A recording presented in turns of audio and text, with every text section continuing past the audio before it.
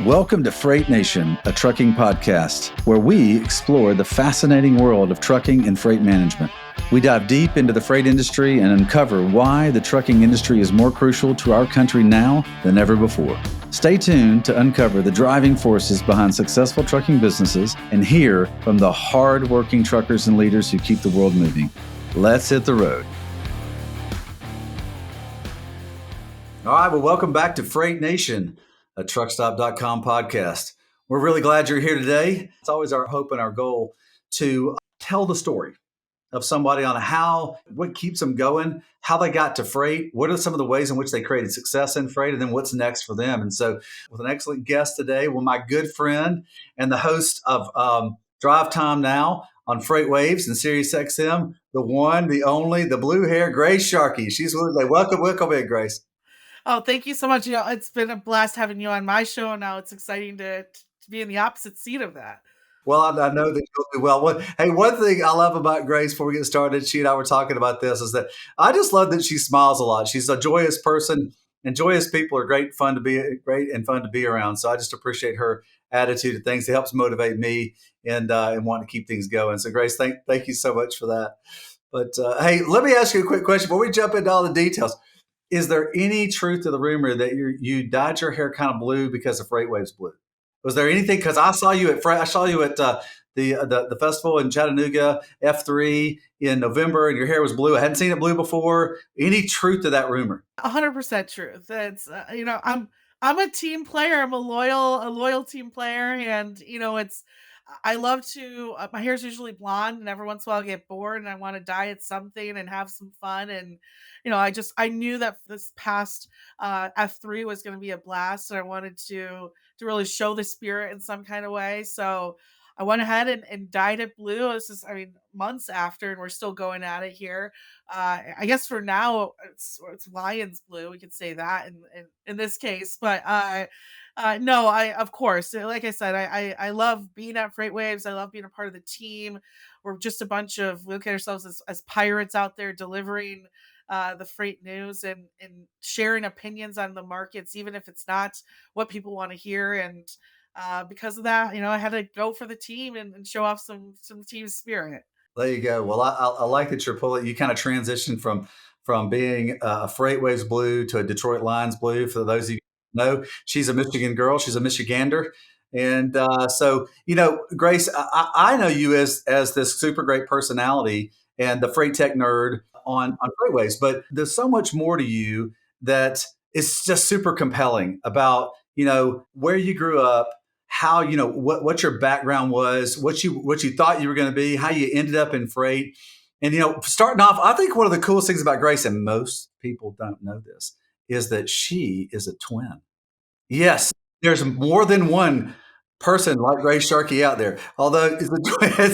So tell a little bit about your twin and tell me a little bit about where you grew up in Michigan. Yeah, so I'm from smack dab in the center, Lansing, Michigan, the good old capital. I grew up here. I recently moved back here as well to be closer to family. And, I do have a twin sister. And for anyone that has a twin, that means you've got a strong competition and a best friend next to you your whole life, which has been a blast. I always tell people she's smarter than me. I might be more street smarts, but she's got the book smarts behind her. And she would probably tell you the opposite though as well. We're both very focused on our careers and where we want to contribute to society, and we get that from honestly our mother, who has always pushed us to go above and beyond. And in almost a joking way, I always tell people I could win the lottery, and my mom would say, well, when are you going to win the next one? So it's like she as much as sure my therapist loves hearing about those stories. She really pushes us and to be self-sufficient. And yeah, my twin sister's got a wonderful career, and she's actually Dr. Michelle Sharkey. She likes to. Yeah, I will say, as a twin though, and as competitive as we are, when she did get that degree, I was a little jealous. Like, oh, I want doctor in front of my name, but I'm not. The school's not worth it for me as much as it was for her. But No, I went to Michigan State, as you can probably tell from a lot of the fun stuff behind me. Love that school. I actually went to school for politics. I wanted to go into grassroots local politics. I'm a big believer in a lot of really interesting nonprofits, including environmental, like Clean Water Action. I spent a lot of time in. I actually in high school, half the day, my last year, I would spend interning for a senator downtown. So yeah, I've kind of like been in it for a while, and when I graduated, though, I was just working at Michigan, actually paid for college and books and things like that, raising scholarships for students at MSU. It's the yeah, Michigan State actually has the largest student-run telemarketing fundraising group of all universities, and so there'd be about 100 or so of us every night calling alumni right at dinner time, asking for money. And the funny thing is that logistics companies caught on to that work ethic and that, that resiliency on the phone. And so CH Robinson, Coyote, a lot of like the Chicago guys would come and recruit. And by the time I was a senior, I was interested in it. I had a couple of friends that worked at some of the Chicago big boys, and actually had an opportunity though to join a startup brokerage. And so I thought, let's do it. Let's stay close to town too, close to my family. And over that next 8 years, a group of us from Michigan State, along with the owner, grew it to about when I left about $80 million in revenue. They were all from Michigan State. Yeah, I'll go. A handful of us were, yeah, and a lot of us had worked in fundraising too. So it was Yeah, yeah. like kind of like leaving that spot and going into this. It was kind of it's really interesting ride. Was your mom cracking the whip to make sure you guys were keeping going there too? I mean, was she going like, "Hey, and not, now it's Grace. Now I got more people to talk to. Come on, okay, y'all got to. What's next? What's next?" 1000%. I mean, especially as it started off as just like me as a sales rep, like three of us in there Yeah, as sales reps, and you had a great career there. Yeah, yeah, and then growing it to, up to by the time I left there, chief strategy officer. I think a couple times that she had like walked into the office or saw it was just kind of flabbergasted at the work that and knowing especially like how young we were growing this business, right? I think was really cool for her to see too. And so yeah, very proud and of course leaving there and kind of going off on my own, starting to look into consulting, and then actually funny enough going into journalism, something herself as an English teacher always wanted to do. I think was the final like what the heck for her. So I actually give her more praise now because learning AP style and like how to write better and just overall grammatics. I told her, I was like, I thought English was dumb, but I'll tell you what. Yeah, I'll tell you what. You deserve an award for the work that you do, and so I think she's kind of living through me and my sister a little bit now too. yeah, man. As parents, we all do a little bit. We're so proud of our kids. I've got five of them, and to see them thrive and stuff, it just makes you feel like, okay, I didn't screw it up, And I'm sure your mother is equally as proud of you and Michelle. And is there just two of you, or is there a brother in there somewhere? I do actually have a Oh, little yeah, the baby brother. brother. I forgot the Yes, baby yeah. brother. Yeah, He's yeah, the guy who had it easy, right? yeah, well, yeah, little he definitely I would say baby. They would all of course disagree. But I'll tell you what, he's got an incredible work ethic too. He actually worked with me in the brokerage for a while. But now he graduated when COVID happened. And he was lined up. He likes to do sports and news broadcasting. So he actually had a Big Ten job lined up. Well, clearly sports were over at the time. So I was like, well, come. I was working on a really interesting project too at the time, kind of moving into more of a buy sell model. So it was someone I could trust to give feedback and kind of help with some of those initiatives. And so yeah, if you ask him about brokerage and freight, he gets it. You know, stuff. Yeah, it does. He does. But no, I'm very proud of him. He does great work at the local news. He's built some really great local relationships as well. And we actually were both on scene at the GM strike. So there was one day where we got to kind of like cross paths a little bit as well. So it was really it's one of the things I think is interesting about when you talk about how your mom really has motivated all three of you guys to bring out the talent that's already in you.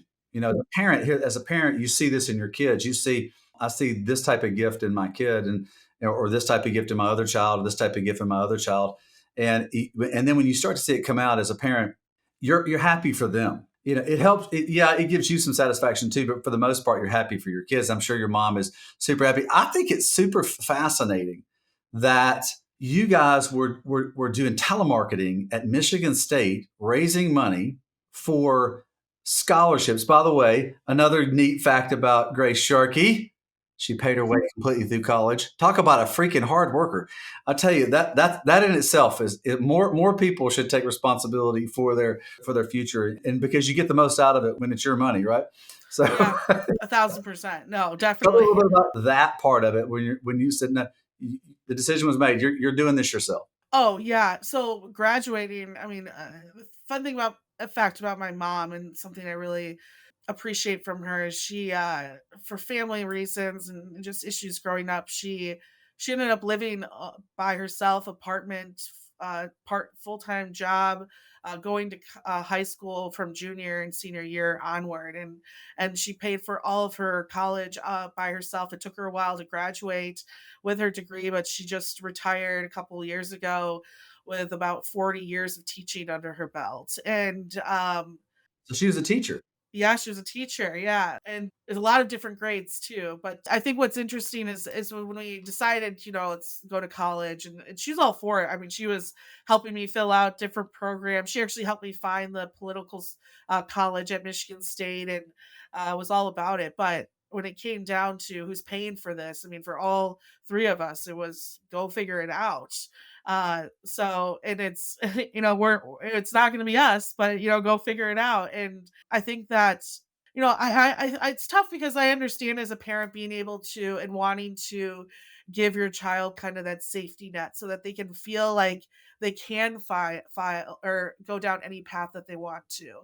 But there is that level of knowing that when you have to take care of it yourself and having, I always feel a sense of pride in doing that and being able to say, like, this is what I want to get done and this is how I'm going to afford it or how we're going to do this. I think that's also helped me in my career as well, especially in a startup space and even writing about startups. I have this viewpoint of kind of scrappiness and just get it done. And it doesn't, if the phone rings, you pick it up. I don't care whose role it is, but if a customer, is on the other line, like that, let's service them and let's keep it moving. And if there's problems, there's problems. Let's fix them. Like there's always, it's funny because I feel like the way society like pushes you to grow, there's these steps. You go to high school, you go to college, you get married.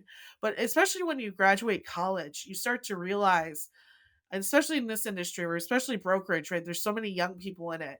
You get to this point where you're just like, oh, like now the steps I make, and when you realize that you have the potential to do anything that you want and that it just takes initiative and it takes being forward and being, I don't want to say aggressive, but just like confident in what you need to do to get something done, the sky's the limit. And it's funny when I left the brokerage, I remember telling my mom, like, I'd started to consult a little bit, but also like hearing about the FreightWaves openings and starting to hear from a couple of companies in the industry about open roles. I was telling her, I'm almost more anxious now knowing I can do any of these roles. Like, I know I have the skill sets to get this stuff done. So when the choices are unlimited, it's like, that's almost where I get anxiety more from, like, here's the only things that you can do. So that's why I always tell people, like, if they come to me and they say, like, oh, I'd love to like start a podcast or start doing something, it's like, do it. I mean, we just talked about you and you got your new camera and all the cool equipment that you have. Like, it doesn't take much if you believe in it and you want to get it done. If you want to get something done, the human will get it done. And so look at that positively, but also look at that people that might feel like they're held back. What are you doing that could be potentially holding you back as well? For the most part, yeah. What a great story. That's such great motivation, and inspiration, Grace. One of the unique things about that is that I crossed that bridge too at about 30 and realized, and to the respect of your mom, that person for me was my dad. My dad was just like, you can do this. You go do it. It's in you. Go do it. And so same thing, but you have to make the decision yourself to go do it. And so that's what's unique about you is that not only did you put yourself through it through college, you also determined it. I think is the coolest thing that I did not know that you guys did this right out of college, where you started. It's fifth wheel freight, right? Yes. Yeah, and so and y'all you grew it. It's not a small endeavor. I think you grew it to was it around 80 million? Was that right? Yeah, when I left, it was about 80 million. I would say that probably, I mean, a lot of those leaders are definitely still there. It's got to be close to at least 120, 150. They make the transport topics top list every year. So it's interesting to continue to see them grow, and especially the markets that we see today. When you got into brokerage, so you started out as a carrier person and moved your way all the way up. I looked at your history on that, and you've had every couple of years more success, more leadership, more opportunities to help motivate a team or create more success for the business. What was the biggest jump for you when you were in brokerage, and then what did you learn from that? I think the biggest jump was when we started. So when we first started, and there's a handful of us, we were very cradle to grave, right? Like you buy shipments from your shippers or customers, and then you sell them right to carriers. And I think for me, what the craziest jump was is scaling that business and realizing how inefficient that can be, uh, not just for what's best for the customer, but what's best for the carriers, what's best for scaling just a business in general in terms of like incentive programs and different roles that need to be created. That turning point where we really had to say, okay, these individuals are building their books to a level where it's like they need that support now, they need that carrier support, designing those roles, figuring out how they work in the pattern of getting a customer. And I think that was really interesting to me because you see and you hear about it a lot, right? Inside like earnings calls from some of the public individuals. I love how they call workers human capital. That's like one of my favorite terms. You mean your employees.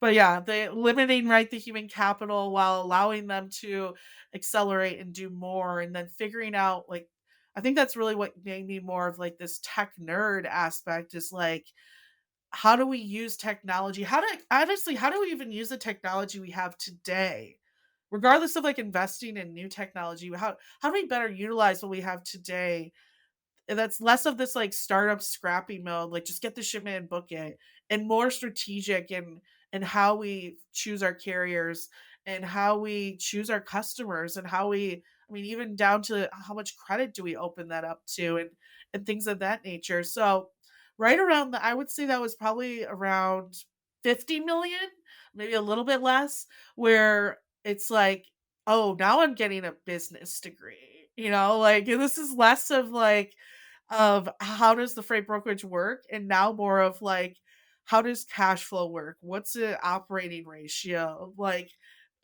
and so, and I didn't go to school for business, I went to school again for politics, right? Like, and so for me it was like, again, I feel like I left that opportunity with a full-on master's degree in business, and I think that helps me in my tech writing to explain to people like, what your tech should be for. But a lot of times, and my good friend Ryan Schreiber and I talk about this all the time, like it's not always an investment in technology. A lot of times it's the investment in your people and how they use the technology. So yeah, that business degree was like that flipping moment for me. Yeah, it sounds like you grew up pretty quick in that. I didn't go to school for this, but you can figure it out. As our one of our great presidents, Calvin Coolidge, said, persistence and determination, man. Just stay at it. Just stay at it because you can figure it out. Everybody else did. You can figure it out. And so you went when you started figuring out the things that run the business, which are the activities that you do, creating a cash flow, and then which leads into a profit and loss statement. So when you realize that, well, I bet it really changed your like. I bet you felt like a grown up at that point. It's like, wait a minute, I'm a grown up at this point. I can do this because it made me feel that way when I was like, oh, I understand the P&L now. I understand the cash flow statement. I understand those things. So tell me, what was that like? How, what were your feelings through that? It was very, yeah, like I grew up really quickly, right? And I will say I feel like it came a little bit from more of like a family background of like, you remember like the 1% rallies back in the day when people like dress up as like rats, on Wall Street, and like, I grew up with like the big business can be the bad guy. And it was like the first time in my life where I started to question that narrative and really think about not only the time that some of these leaders had spent in their business, and like, I will say I think there's bad business leaders out there. That's not what I'm going at, but I had more empathy for what they had maybe gone through. And around COVID, especially, there was a moment where, especially just with what's happening next, like us, like many others, had a layoff, and a pretty large sized one. And I remember growing up, and my father was a motor wheel worker, which was a big. It's now owned by, I think, GM, but he was a part of a very large layoff that basically shut down the company here in the Lansing area. And so it's like, and I remember how detrimental that was towards our family, and just bills, and stress at home. And my brother was just born, and so you kind of like go through that as like in this kind of owner or like C-level process. And it was just a very emotional time, because you have to do it to keep 75% of people's jobs, right? But you also hurt the lives of 25% of those, and balancing that. And I think sometimes, and I might get, there's some commenters I think that have uh, pushed me on it too in my writing. But when it comes to layoffs, the story for me isn't the TMZ aspect of the layoffs. For me, it's teaching employees like what to watch for and what to know about the industry. Like, if you're going into especially a couple of years ago, if you were starting a job in the tech space in this industry, like in a company that's not as well established as someone like Truckstop, even, like, you need to be going into that having good discussions with your leadership on like what the growth plan is, and knowing that there is a risk to taking that type of job. And so, especially when I write about it, I always feel this like sense of like, no, I don't want people to just point to this company and be like, bad company, you laid people off. Like, I want people to learn something from that, and learn how to navigate that. Like, uh, people get laid off. Like, I'm not saying clearly anything with FreightWaves, but I'm only 30. I still got plenty of years to go. There could be a situation where I get laid off one day. And it's not about like pointing the finger, but like growing from that and realizing like the business aspect of having to let people go in a market that's really terrible. So yeah, I think it's molded me a little bit to just kind of have empathy for both sides, not just the employee, but even leadership as well. Which is the way you should look at it. Everyone should look at it that way. Is that in the end, nobody likes to affect human lives, but sometimes those things happen in order for the business itself to continue to sustain itself and to move forward. And my advice to myself and anyone else is make sure that you are creating the best brand value in yourself that you can have. So whether you stay at that company or go somewhere else, the best brand, the person that only controls the brand is you. You go after yourself. All right, so you built things at Fifth Wheel Freight. You guys did a bunch of really great things. You're growing it, but something transitioned you to this journalistic world and getting out to FreightWaves and getting out to the marketplace. Talk a little bit about how you ended up becoming this personality that we all see on the TV all the time or on the computer, and how you got there. Because that's what the audience. I mean, other than people that would have been you'd have done business with at Fifth Wheel, people know you now as a personality, as as a you are your own icon, right? So how did you get to that? Because that obviously there must have been some issue going on or an opportunity, and you took it. So what happened? So I think I kind of went through a little bit of maybe not a midlife crisis, but kind of like a midlife crisis during COVID. And I kind of link this back to you are the people you surround yourself with. And So I'd known her for a while, and it's funny that we were just talking about her. But um, as the business got bigger and operations and risk management, I got very close to Cassandra Gaines, and another incredible friend of ours as well, Ryan Schreiber. And those relationships, especially through COVID, led me to a number of like kind of like Friday night happy hours through Zoom with a bunch of individuals in the space. I was getting very close to Kevin Hill at FreightWaves at the time. Dooner, I would call into the show like every weekend. There was just this time during COVID where you're at home and alone, where the only way that you could kind of like meet and be with people is to have those relationships online. And I really took advantage of that. And it started to open my eyes up to the opportunities that were available out there that I could use with the knowledge I have today. And I think part of the reason that I ended up really leaving Fifth Wheel was being a strategy officer. It's uh, with our growth plan, we were kind of, I don't want to say plateauing, but on smooth sailing, where we didn't want to do too much more investment in areas or change different things. So that kind of made my job not as useful day to day, especially. And I'm just the type of person where it's like, I need a project that I can go after and get done and have approval for. And I just wasn't getting that leadership where I was at. So I ended up leaving there and starting. There was a couple of people who were looking to start trucking companies that I knew. So I started doing a little bit of work in that day to day. And then there wasn't even an opening, to be honest with you. But Ryan Schreiber had reached out to me, and he was a big part of kind of that transition and getting me through it. Because you know, you have a job like that so young that you do get to this point where you're like, I'm nothing past this, you know, like. And so he was like the person that was like, "You're silly. That will be like a very small part of your life," and he's like, "You've always talked about how much you love FreightWaves," and I did. Like I relied on FreightWaves for so much of my learning and but going to webinars. And I think people, if there's anyone that doesn't appreciate FreightWaves as much as I feel like they should, don't realize like how many small businesses like really rely on FreightWaves to get information and to know what's happening next. And I love that. Like I'm a huge Barstool fan. I like this like pirate, like we're gonna do it our way and we're gonna have fun. And we're not gonna be like mainstream media. We're gonna tell the truth, even if it's not great, and we're gonna experiment with content and clearly like I've always been the type of girl that there's a camera somewhere, like hi, put me in front of it. So he's like, go for it. Just like reach out to Kevin and see what they're doing. And they were looking for a freight tech writer, and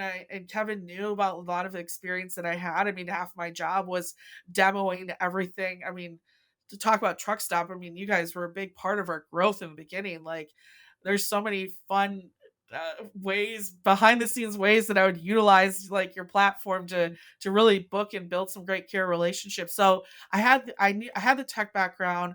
I knew what I was talking about, and I told him, I love your tech writers, but I can tell from their writing that they've never booked a load in their jet at all. You know what I mean? It's like, but it's true, and it's sometimes you read like technology, especially as you get to like tech crunches and Wall Street journals and stuff, and you're like, you get it, but you don't get it. And so I talked to Kevin about it. Talked to a couple people at the company. They brought me on, and I was just from day one just chasing every opportunity they put in front of me. And I love this company, and I love how we educate the industry, and that's like that image and character that we've built within our FreightWaves fans, I would say. And that's really what like brought me here now. Yeah, well, that's where I wanted you to tell the back part of your story, which is the legitimacy that you bring to the interviews that you do, the writing that you do, the way in which you report on the industry. Because what I think is fascinating, Grace, is how there are so many people in freight that are doing things that are just on the fringe of freight. And this is why we call this podcast Freight Nation, because it's all about all of the connected pieces that make freight work as efficiently and as well and deliver like it needs to. And so you're a big part of that. Where you know uh, knowing that you know is really important, especially if you're going to write about it and talk about it. And then the audience sees through sees through the BS really quick when it comes to trucking and transportation. I had an editor, one of my favorite editors of all time, Linda Longton, who was at Randall Raleigh, which was Overdrive and CCJ and stuff. She'd say, nobody smells BS faster than an owner operator. So just make sure you're always telling the truth.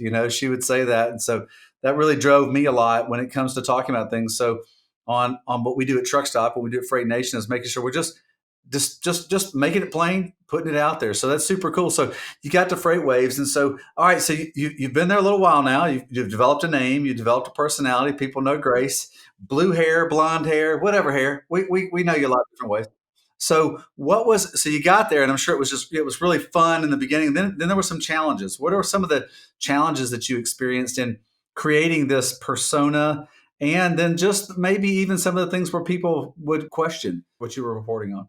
Ooh, great question. I will say, like, one of the challenges going into this role, which is also like a positive, but it's, I think, showcases maybe my work ethic too, is my leadership in the past had been very hawkish, over the shoulder. What was everyone working on, reporting to higher ownership hourly, I'm not even going to say daily, just like constantly being watched. And I think I remember my first week, like it being Friday, and it was like 4 o'clock or something, and reaching out to our editor in chief at the time and saying, like, just want to let you know, like, I've wrapped up what, like, pretty much I'm working on, and I just finish up the day. And he's like, what? Like, I don't care. Like, like, and that's like truly the atmosphere here is like, because I think we're also dedicated and we're here to work, and we understand, like, the pressure on us and to our audience to, like, deliver like the up to date, positive or negative news, right? That we all are, like, very self-sufficient. So, like, we do have meetings, a couple of meetings throughout the week, but I originally went from, like, a meeting every 3 hours to, like, I have an editorial meeting once a week, and the rest is, like, you get the work done, and not only you get the work done, but, like, I don't know, what do you want to write about? What's important in this industry? And what are our thought leaders thinking? And what's coming up next? Like, forecasting and telling people what to watch out for. I mean, it's a lot of responsibility. And not only that, but it's self-guided responsibility. And so it was the first time where I was like, okay, this is really cool. I'm gonna get the opportunity to, I don't want to say do whatever I want, but to create my work and be creative and come up with some interesting ideas. And even, like, one of our first podcasts that I was doing on, at the time, it was transmission, which we don't have anymore, but it was kind of on, like, more mobility and vehicle mobility improvements and stuff like that, self-driving cars, etc. Like, they gave it to me, and they're like, "This is your job. You figure out what to do with it." And it was like the first time where you're like, "Okay, well," I felt not a little bit on, like, my own island, but, like, this is what I wanted, to be honest with you. And I tell people that now, like, it's gonna be a tough transition for me, because there's no, if I ever do anything else at, like, more in a corporate style, because here it's like, if I have an idea, there's no one I go to. It's, I figure out my resources, I let my production team know, like, when we need to record. I come up with the questions, I come up with the ideas for webinars or different things, and I run with it, and I have to execute it at the best that I can. And at first, where I was like, constantly like, does everyone like it? It's like, I don't know, does the audience like it? It's like, it's different working here, because it's not, it is about the team, but it's about, what you're contributing to the team. And so, at first, I would say that was very intimidating. Now I'm starting to realize it's kind of like, the environment that I thrive under, and I really appreciate. And I was just telling someone earlier and before this call, like, I appreciate Meg, our editor in chief. She's I've never had any leader like her that makes me feel confident in what I'm contributing and trust that as well. Trust is, especially in this industry, like showing trust to your employees and that you believe that they are putting you first is like very unseen, and it's uh I feel like for me personally it allows me to I'm a very loyal,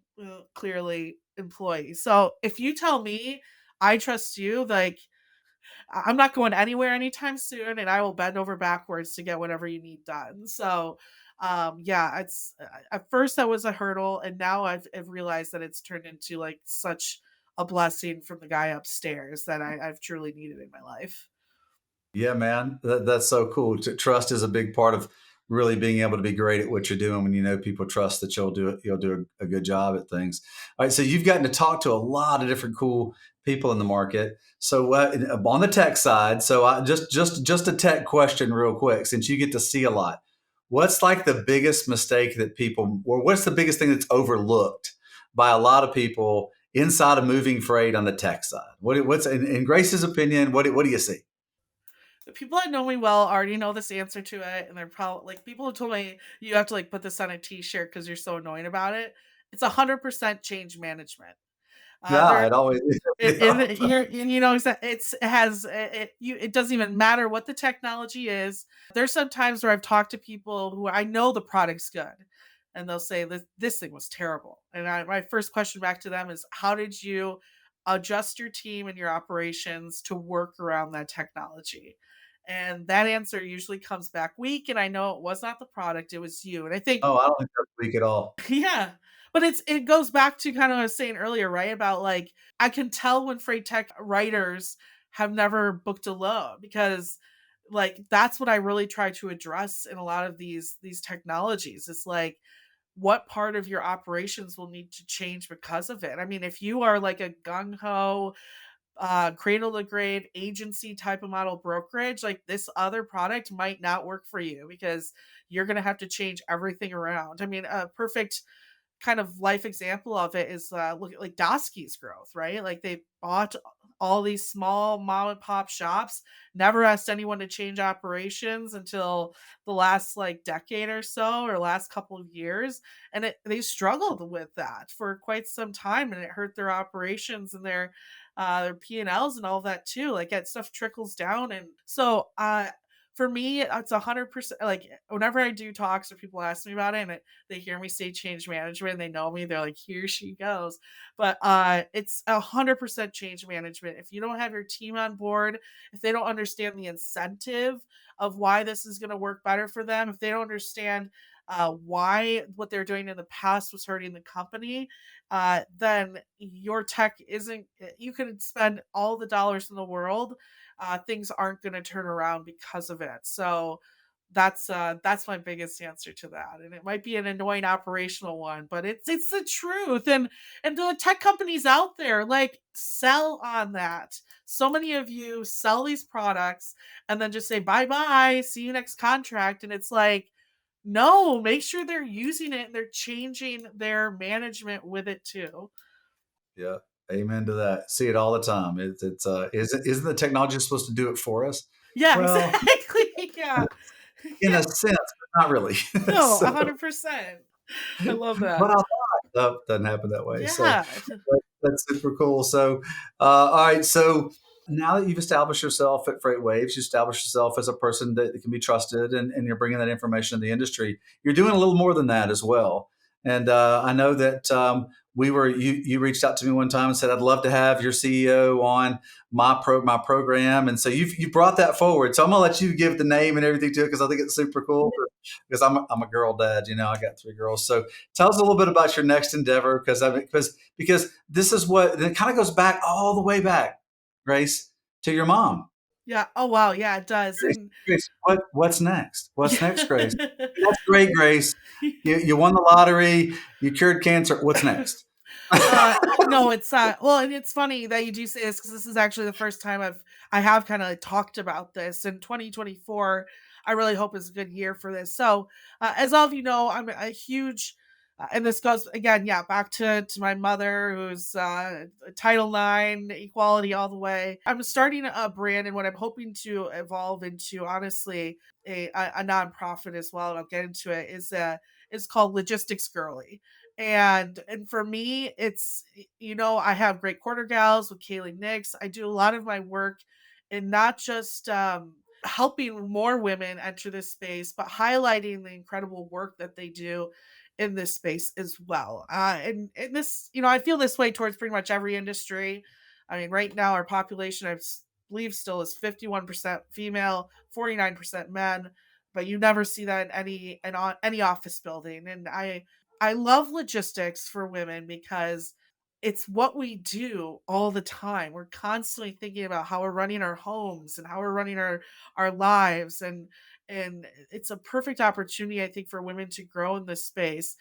And so I get very excited when I hear about women and a lot of times in operational roles really growing themselves and having a really big impact on how a company is moving forward, and really bringing true value to shippers and their carriers as well. I mean, you guys get it. You have a huge female-led leadership at Truckstop. Kendra is absolutely amazing, and that comes off in value. I really, what I hope to do with this brand is to showcase to people that, because this is always what business people want to know, is what's the ROI, right? Like, oh, and there is a huge ROI of bringing more women to this space. I also hope to not just leverage this for women, but of minority cultures as well. There's a huge footprint of not only individuals from overseas, but minority groups within the United States that contribute to this industry, whether it's driving trucks or starting their own businesses,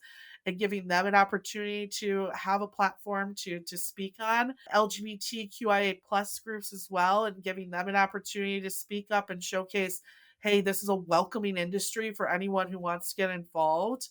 I think anyone that's gone through hardships in life, or have started on a different level than others just because of who they are, have fought and got through very hard issues, which is what logistics is every single day. So I want to help elevate them. What I'm hoping to do is start to raise money underneath it, and help women and minorities get to a lot of these events and help educate themselves. And we all know these events are great for networking and growing your businesses as well. So I want to actually thank Manifest for giving me extra tickets. I have a couple of wonderful women who will be joining me at Manifest this upcoming year as well, and that's because of course, the work that Manifest is doing, and the wonderful female-led leadership over there too.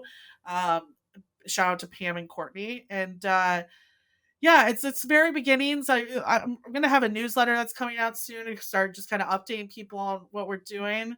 Yeah, and then hopefully some podcast work as well. And I just really want a nice brand. And here's the thing: men are welcome. Like, we're all logistics girlies, right? At the end of the day, and we all love this industry, and we all love being a part of it. So that's yeah, it's kind of the first time I've talked about it directly. So I'm very excited, and it's again, I went to school for politics, nonprofit work, and it's kind of like now my perfect way of like mixing everything that I loved into one. Yeah, it's all people, and making sure giving people the opportunity to grow their lives and that sort of thing. That's super important. That's one of the things I have appreciated about Freight in my 25 plus years, long time, and that Freight doesn't care about your whatever you're doing in your life. It just cares about getting the things delivered, because freight helps other people, and we want to make sure that we're always helping other people. And that's what's the unique thing about Freight. And we saw that during the pandemic, and you continue to see it today, because that's what Freight's all about. And that's why